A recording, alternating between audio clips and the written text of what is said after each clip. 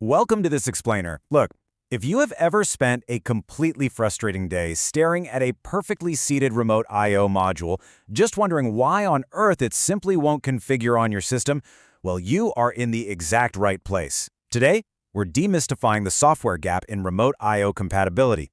We're going to explore exactly why a mechanical fit absolutely does not guarantee software functionality. It's a painfully costly reality in industrial automation, but we're going to help you avoid it.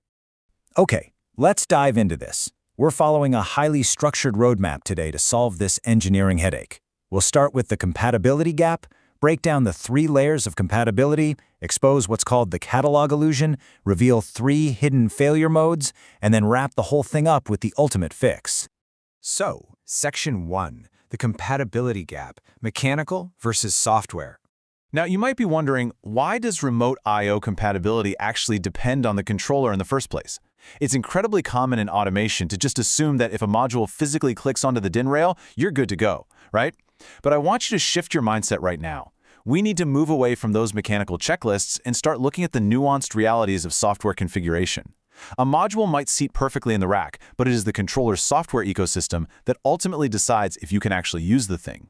There's a quote from our source material that hits the nail on the head here. It says, "That gap between mechanical fit and software support is where machine builds lose a day." And frankly, this problem is only spreading like wildfire, mostly because controller platforms are multiplying way faster than the I/O families designed to serve them. Moving on to Section 2, the 3 layers of compatibility. Let's move to the core mechanics and see how this builds. To really get a grip on this, you've got to understand that a node is only going to come online if 3 completely separate layers all agree. Most specification errors, they happen because an engineer confirms just one of these layers and then assumes the other 2 will magically fall into place. So, Layer 1 is the fieldbus protocol. This basically dictates whether your controller speaks Ethercat, Profinet, Modbus TCP, you name it. It's what dictates your bus coupler choice. Luckily, this is visible on practically every datasheet out there. It's super well understood, and honestly, it rarely causes trouble. Then we hit Layer 2, hardware configuration support. And oh boy, this is where things get messy.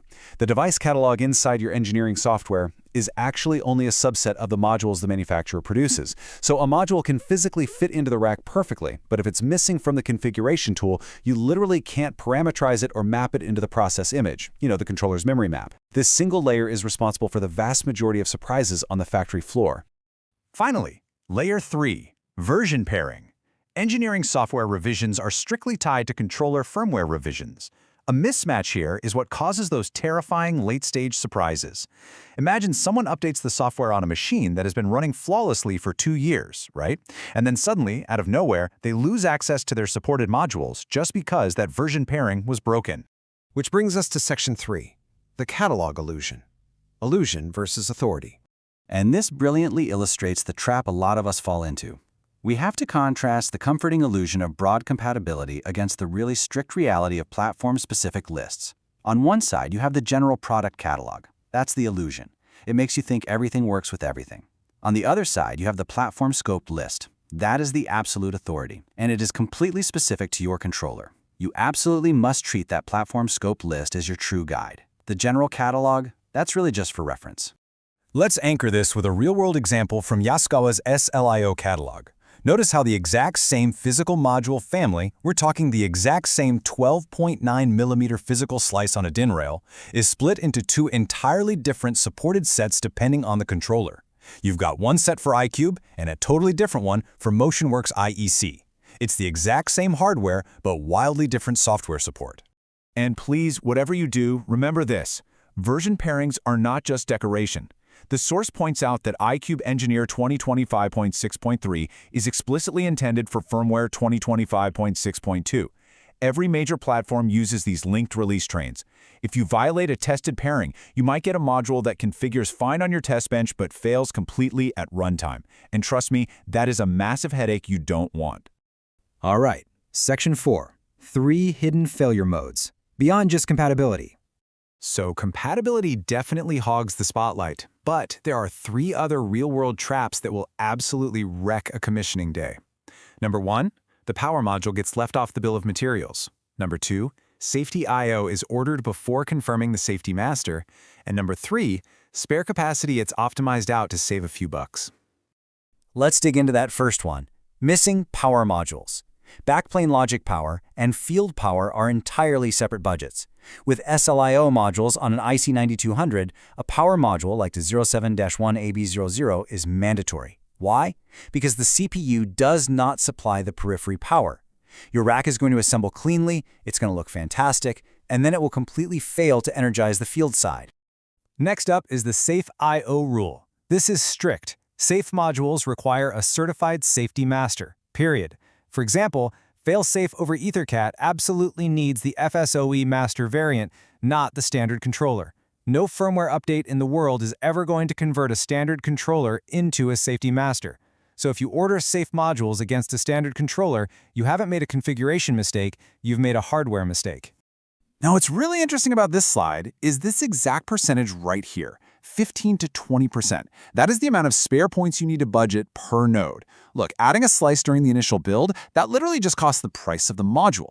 But adding one later, after the panel is wired up, that costs expensive readdressing, redocumentation, and validation. Budget the spare capacity right now, and I guarantee you the very first change order will pay for it. Finally, Section 5, the ultimate fix. Actionable best practices. So, the crucial point is this. We've explored the traps, the gaps, and the illusions. Now let's actually resolve this with an unglamorous but incredibly effective 5-point revision record. When you're at commissioning, you must write down these 5 things: the controller model and firmware, the engineering software and project version, the bus coupler part and firmware, every single I/O module in exact rack order, and finally, the device description file versions. You know, your ESI, GSDML, or EDS files. Write down the whole shebang. But having the record is only half the battle. You absolutely must file this record with the electrical drawings. Do not just bury it in an engineer's personal project folder. Think about it. Fast forward 2 years. A maintenance tech is trying to replace a failed slice. They're dealing with staff turnover, and the only spare on the shelf is a newer revision. This single piece of paper, that is the difference between a simple 20-minute swap and a completely miserable afternoon of guessing. So I want to leave you with this provocative question. What undocumented surprises are currently sitting on your factory floor right now? Take this knowledge, implement the revision record immediately, and stop losing commissioning days to the software compatibility gap. Protect your systems, protect your time, and for sure, start treating your platform-scoped lists as the ultimate authority.